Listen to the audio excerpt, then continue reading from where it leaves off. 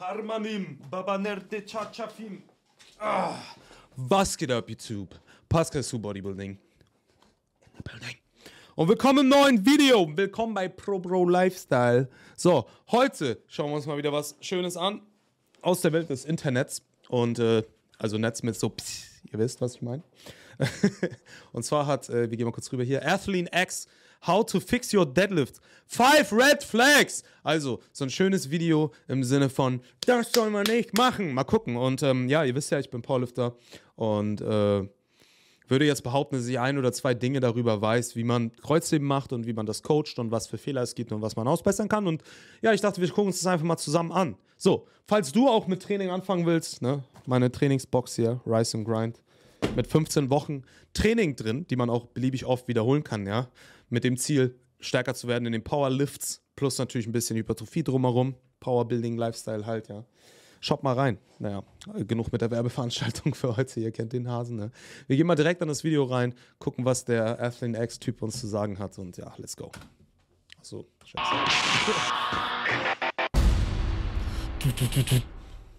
What's up, guys? Schief Cavalier, AthleanX.com. Jesse Lako, AthleanX.com. You could stay down here. Oh. I'm a little bit more comfortable down here with you down here. Oh, the shorts? Yeah. So today we're going to talk about the deadlift. And maybe your deadlift doesn't look this. Einfach perfekt. Also da haben wir direkt den perfekten Deadlift. Ich werde jetzt einmal kurz den Untertitel wegmachen hier. Das geht ja gar nicht. 5 Red Flags you need to know. How to unfuck your deadlift. Ich verstehe nicht, was es da zu unfucken gibt. Das sieht aus wie der hier. Bad. But when you do it, you've recognized the fact that there's something wrong here, right? Either it doesn't look the way it's supposed to, or you're getting stuck at some point in the lift. So what I've done for you today is I put together 5 red flags that are going to define for you the muscle weakness that is causing the problem that you're having right now. You see, only 2 things cause problems in the deadlift. Either you've learned the wrong form and simply ingrained that over time by adding more and more weight to the bar on a foundation that was weak in the first place, or you just don't have the muscle strength to do the deadlift right. So for that, guys, we need to start where we always do, and that is... Oh, with a Jesse intro. Run it. No. In a world where people pick things up and put them down, there's one man who picks things up and puts them down better than the rest. And still has an 8-pack. Okay, Leute.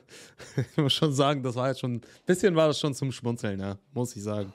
Listen, 2 things. Number 1, you're... Krass, der hebt 3-mal Körpergewicht. 220 oder was? You're insufferable. Thank you. And number 2, I got to give you props. That was actually a really good lift. Thank you. I appreciate it. I owe a lot to your coaching. So. Well, thank you. And can we get back to the video now? I guess. So we have to start with, guys, the ability to actually hold on to the bar, and that means, what is your grip strength like? A good grip is imperative to having a good deadlift, because if you don't have a good control of the bar, well, things like that are going to happen. So we need to fix that. In order to strengthen our grip, there's a few exercises that I really rely on. Einfach, er hat sogar so ein richtiges Skript.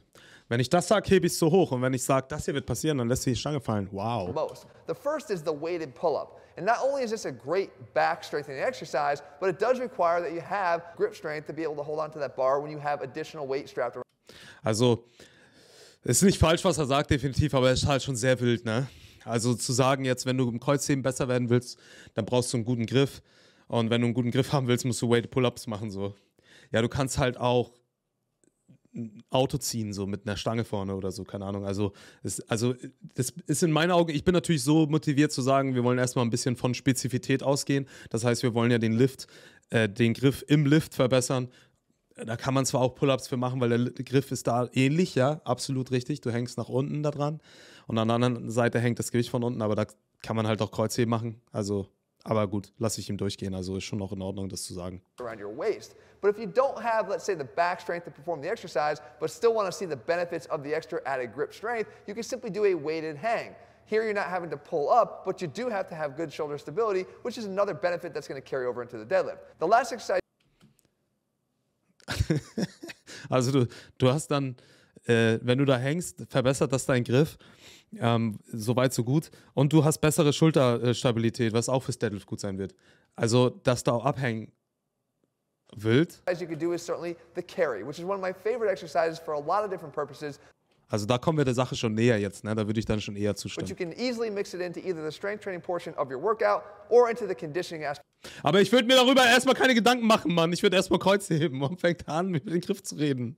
Wild. Ich muss sagen, Leute, ich habe noch nie, also ich gucke gar keine Videos von Athlean X. Das ist mit das Erste, was ich von ihm gucke. Ich habe natürlich hin und wieder mal auf dem Weg so meiner YouTube-Karriere irgendwie mal was geschaut, aber ich habe keine Ahnung, ist der legit, labert der Müll? Ich weiß es nicht, Mann. Wir gucken es halt gemeinsam an. So, ich versuche halt unvoreingenommen reinzugehen, ja. Of any workout program you're on.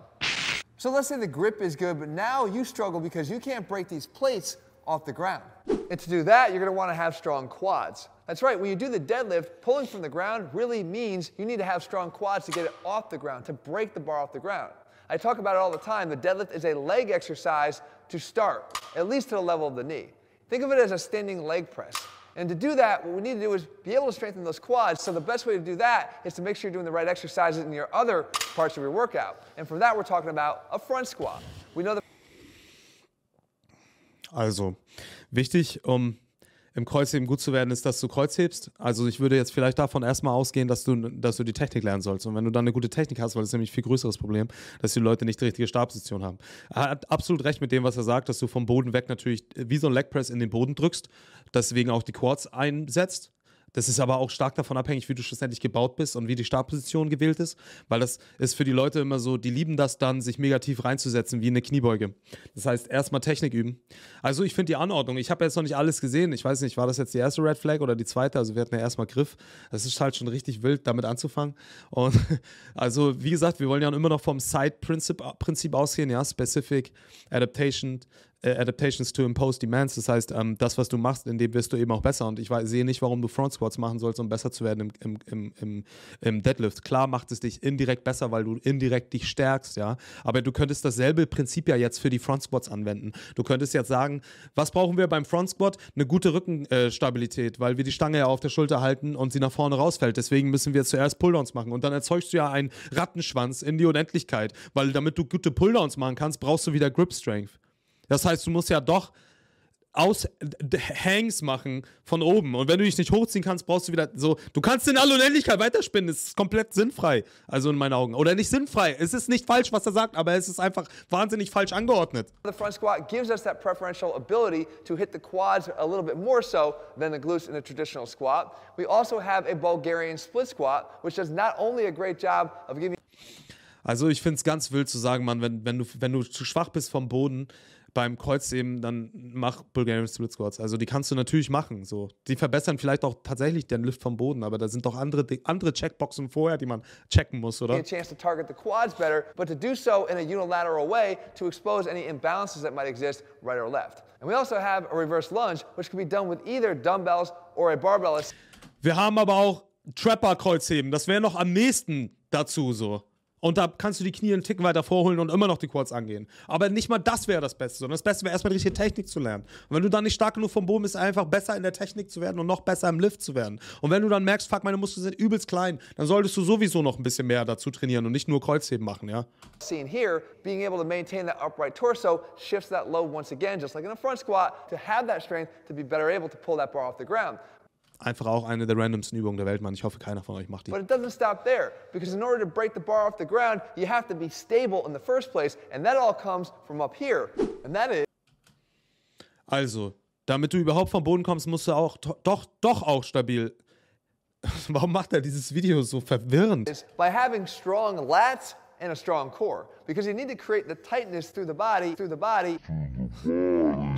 be able to perform the lift efficiently. So the first thing is, these lats over here, can you pin your arms down into your side? Well, I have an exercise for that, the straight arm push down. And the best way to do this is either as a traditional straight arm push down, where you're really trying to get your elbows tight to your sides and down as far as you can, or you can mimic more the requirements of the deadlift and perform it isometric. Du kannst halt auch Deadlifts machen mit einem Gummiband, was von vorne zieht, ja. So an einen Rack-Post und dann an deine Stange. Dann will die nach vorne wegrollen und du musst sie mit dem Rücken halten. Spezifisch erfüllt das Side-Prinzip. Digga, ich bin gerade richtig schockiert, Mann. Also das habe ich wirklich nicht erwartet, weil der hat ja recht viele Follower auch und so. Ich meine, das ist natürlich kein Qualitätsmerkmal, aber es ist auch nicht ganz falsch, was er alles sagt, so. Aber die Priorisierung ist doch komplett lächerlich. which becomes more challenging as you stand up. That bar wants to drift away, and you have to have that isometric strength in place. But whatever you do. Also, wir halten mal kurz fest.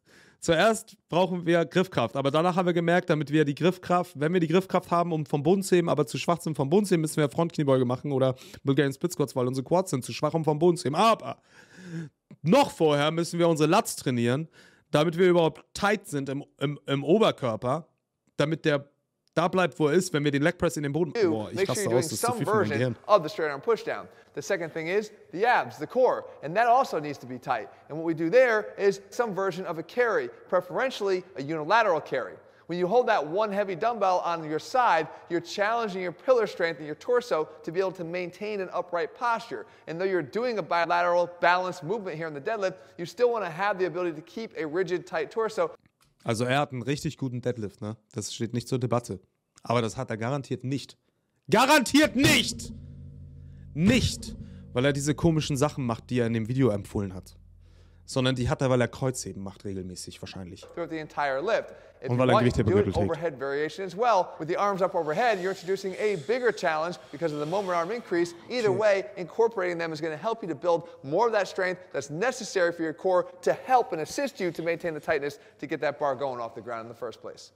So let's say you can get the bar off the floor, but then you struggle at that point. What I'm talking about is from here to here, to and through the knee. Not lockout, but just in that area from here to here. Well, that brings up red flag number 3, because again, we have to look at the weaknesses that are putting you in this position in the first place. And the muscles that are responsible for this are going to be the hamstrings here, and more importantly, the low back. But we have to choose the right exercises to do this, because we don't want to necessarily train the Gibt halt auch noch Glutes dazwischen, ne? hamstrings from a flexed knee position, but more so from a flexed hip straight knee position, allowing the hamstrings to focus on that secondary role of hip extension. So we're looking at exercises like the RDL. And not only does it share deadlift in its name with the deadlift itself, but also shares a lot of the same muscle responsibilities in terms of the hamstring activation. We could also take the deadlift again and perform it with lighter weights in a deficit deadlift fashion, increasing the range of motion of the exercise, which is going to increase the activation. Also da bin ich jetzt echt komplett bei ihm so, ne? Er schlägt spezifische Übungen vor, also Übungen, die dem Kreuzheben sehr ähnlich sind, aber leicht abgewandelt, so wie RDLs oder Stiff Leg Deadlifts oder Deficit Deadlifts, obwohl Stiff Leg nicht gesagt, ne? Und das ist auf jeden Fall dann tatsächlich sinnvoll, so. Aber dahin, also wie wir da hingekommen sind, habe ich irgendwie noch nicht ganz verstanden. Activation of the hamstrings in their participation in the movement. And of course we have to dynamically work the low back here too, and my choice exercise is the weighted hyperextension. And what this is doing is allowing you to put a weight across your chest and allow the hamstrings to operate again out of this elongated state. We're focused on the hamstrings as hip extensors because that is what their role is during the deadlift. And of course, the deadlift is a compound exercise, so it's not just 2 muscle groups, the hamstrings and low back contributing in this part of the lift. We have those stabilizers that have to be addressed too. And for that, once again, the lats and now the traps from lower to middle and upper. Stability is incredibly important, especially important in this part of the lift. To and through the knees is going to demand that you have good thoracic extension ability and strength. Think about it. You've seen people cave in through that thoracic spine because they're succumbing to the weight of the bar in this position. They don't have full glute participation here yet. That's going to kick in next. So they're succumbing to that extra weight and load. You have to strengthen this as much as you can. And that straight arm pushdown will do just that. But when it comes to the traps, we can work our way from top to bottom. The heavy shrug is a great exercise for building up the strength of your upper traps and for supporting that bar and the weight of that load as you start to lift it. The middle traps are going to respond best to something like a row done at a better position. In other words, don't allow your thoracic spine to round at all when you're doing a row. Make sure that even if you have to use slightly lighter weights, you're performing them with really good thoracic strength, meaning either neutral or slightly extended if possible. And of course, we can work those lower traps with something as simple as the face pull with the overhead element added at the end. All of these are going to provide more stability and rigidity here so that you don't succumb to the weight of that bar, because again, you'll see it even as people start to approach those really extreme ends of the 1-rep max. They just can't off. Also soweit ist es nicht prinzipiell falsch, was er sagt, aber diese Priorisierung seiner Probleme und deren Antworten ist so komplett lächerlich. Also wie war nochmal der Titel des Videos? How to fix your deadlift, 5 red flags. Also nehmen wir mal selbst an, dass du schon deadliften kannst. Du hast eine Technik, die okay ist, ja.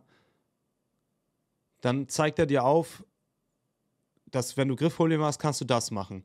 Wenn du nicht vom Boden wegkommst, kannst du das machen. Ey, das ist, also ehrlich, lasst die Finger von diesem Video, Leute, aber das ist ja krank. Achso, guck mal hier sind sogar so eine Fixio-Form ist das letzte. Offload that because this area will never be stronger than the weight of that bar that you have there. But the better you can fortify yourself by strengthening it, the more efficient this lift will become, and you'll be performing it correctly and properly through that to and through portion of the deadlift. And that brings us to red flag number 4, the inability to lock out the lift. And it's the most frustrating part of a deadlift because you've done all the hard work. You just got to get those hips all the way through. And this is the part that we're talking about from here to here. We're only talking about a matter of a couple inches. And again, it seems like all the hard work is done, but some people will really, really struggle here. And your problem is glute weakness and once again, low back contributing to that final portion of the lift. But what can you do? Well, we got to make sure that we're working the glutes this way. Also es ist halt ein bisschen zu einfach. Obwohl ich auch solche Videos früher gemacht habe, ja. Also ich habe sie hoffentlich nicht so außer Kontext einfach so reingeballert wie er. Aber es ist auch nicht ganz falsch, dass ein dickerer Muskel dich vielleicht da vielleicht löst. Aber es ist auch ein bisschen zu einfach zu sagen, ich komme da oben nicht in die Position. Also musst du einen stärkeren Muskel haben. Und zwar genau den Muskel, damit das funktioniert. Weil es einfach so viele Faktoren bringen kann. Ja, da solltest du halt mal... Also es ist eine zu einfache Antwort einfach. Ja, du müsstest in erster Linie auch ein bisschen schauen, wie bist du überhaupt gebaut? Nutzt du überhaupt eine Technik, die dem zuträglich ist? Kommst du nicht vielleicht schneller in den Lockout, wenn du deine Technik ein bisschen anpasst, anstelle davon jetzt irgendwie krank irgendeine andere Muskulatur aufzubauen. Also diese Schwachstelle will sowieso deine Schwachstelle bleiben so. Deswegen sind kleinere Technikanpassungen viel effektiver für sowas, als irgendwie jetzt einzelne Muskeln krank zu priorisieren. Aber gut, kann man irgendwie also noch so halb durchgehen lassen, aber für mich ist es schon schwer zu verstehen so. Und ich muss sagen, ich würde echt sagen, dass ich mich in dem Gebiet schon echt ein bisschen auskenne so. Und auch, ich bin jetzt nicht ganz so unsortiert im Kopf und kriegt das schon ganz gut strukturiert für mich gerade zusammen, was er erzählt. Und ich kann euch sagen, Leute, das ist doch Wahnsinn, Mann. Das ist doch Wahnsinn. If you can choose exercises that train the glutes in this anterior-posterior motion, you're going to have a better opportunity to nail this lockout. And the exercise I love here is the pull-through. And this is going to isolate that hinge element of the deadlift, allowing us to use the glutes as the main driver through that final stage of hip extension. And we can maintain those hinge mechanics, but make the exercise a lot more explosive with something like the swing. You're just going to want to make sure that you use heavy enough weight here so you're not Ja, Mann, weil Kreuzheben ja auch so krank explosiv oben raus ist und du das Gewicht dann auch noch wegschießt mit der Hälfte. Du musst Spezifität auch nicht nur daran denken, dass die Übung ja ähnlich ist in der Ausführung wie ein Kreuzheben, sondern sie sollte ja auch ähnlich sein in der Belastung. Sie sollte ähnlich sein in dem Moment, das du benutzt, ja. Und das ist Kettlebell Swings halt überhaupt nicht so. Es ist halt nur ähnlich von der Bewegung, aber nicht ähnlich von der Belastung, weil du benutzt ja auch viel weniger Gewicht so in der Regel. Ich weiß nicht, was ihr für verrückte Kettlebell Swings macht, aber selbst dann. It's going to have better carryover to the deadlift itself through the heavier loads. If you want to go really heavy and really work on getting through that final portion of hip extension, then the barbell hip thrust is another great exercise to do. And again, don't shortchange your range of motion here just so you can look good on Instagram with a lot of plates on the end of the bar. You want to make sure that you're finishing fully through hip extension to get the best benefits. And we mentioned the weighted hyperextension before being a good way to recruit the hamstrings into the deadlift at that lower portion of the lift. But if we simply allow that to carry up an extra phase here to knee flexion and, most importantly, full glute extension, the glute ham raise now becomes an amazing way to train all these functions and to tie in all the functions with the low back. Well, that looks comfortable. Well, it certainly is.